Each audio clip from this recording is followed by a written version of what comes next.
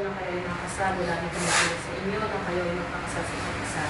Dahil ninanais ninyo kayo makasal, mag-awa kayo ng kamay at papahayag ninyo ang intensyon ng naayon sa batas sa dito na ito. Jennifer Garcia, tinatanggap mo ba si Ruin de Gordiwa na narito ngayon bilang iyong asawa ng naayon sa batas? Idinibigay mo ba sa kanya ang iyong sarili bilang kanyang esposa? Tinatanggap mo ba si Ruin de Gord bilang iyong esposo? Ruin de Gordiwa, tinatanggap mo ba si Jennifer Garcia na narito ngayon bilang iyong asawa ng naayon sa batas? Ibinibigay mo ba sa kanya ang iyong sarili bilang kanyang esposo? Tinatanggap mo ba si Genevieve bilang kanyang esposa?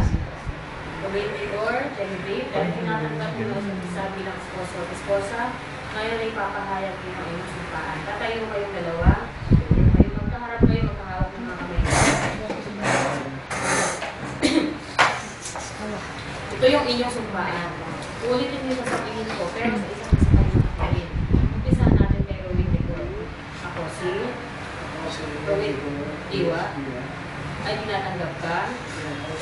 Genevieve Garcia, bilang ako asawa.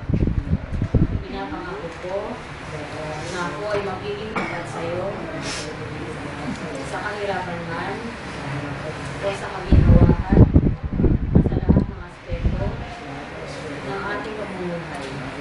Ikaw ay akong mamahalin at aalagaan habang ako'y nabubuhay. Genevieve ay tinatanggap ka, Ruin de Gordiwa, bilang aking asawa. Pinapangako ko na ako ay magiging tapat sa iyo sa kahirapan man o sa kaginhawahan at sa lahat ng aspeto ng ating pamumuhay. Ikaw ay aking mamahalin at aalagaan habang ako'y nabubuhay. Ngayon sabay ko yung dalawa. Kami ay magiging isa sa puso at sa luwa mula sa araw nito hanggang sa mga darating na panahon. Walang sinuman ang makapag-iwalay sa amin. Ngayon ay magbibigay natin ang sising Ruin de Gord o yung may parang kay Genevieve.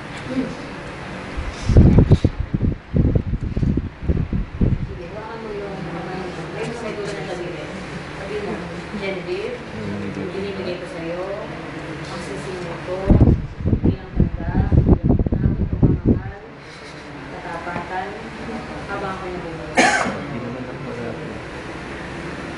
Genevieve, para sa Ruin de Gord.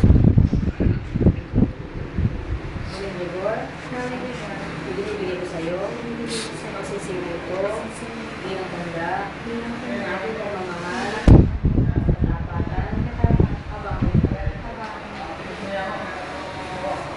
ngayon naman aras. Sa'yo manggagaling aras. Ganito yung kamay mo, dito yung aras sa kamay mo.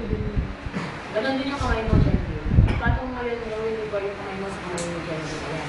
Pero ang kakasabihin, kapag sinabi ni Genevieve na tinatanggap ko, ibibigay ko na sa kanya aras. Sabi mo, Genevieve, pinagkakatiwala ko sa'yo ang aras na ito bilang tanda,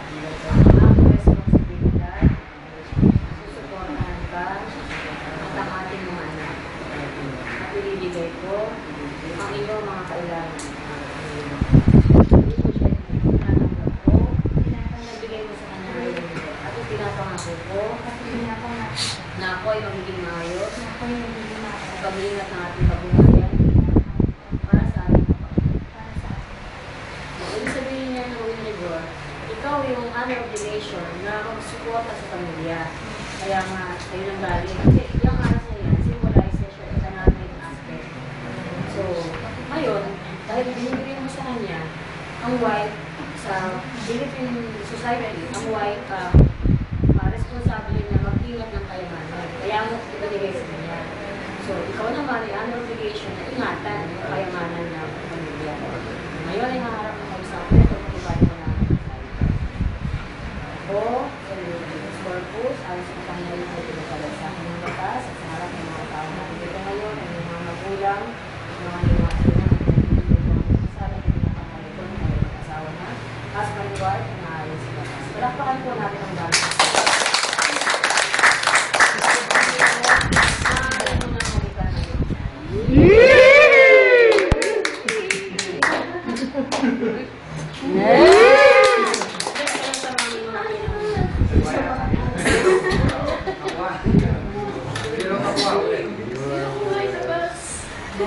Ano?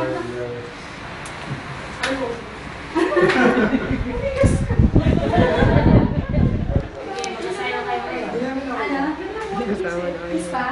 Bigyan mo lang ng Medyo matagal mga ano. Eh!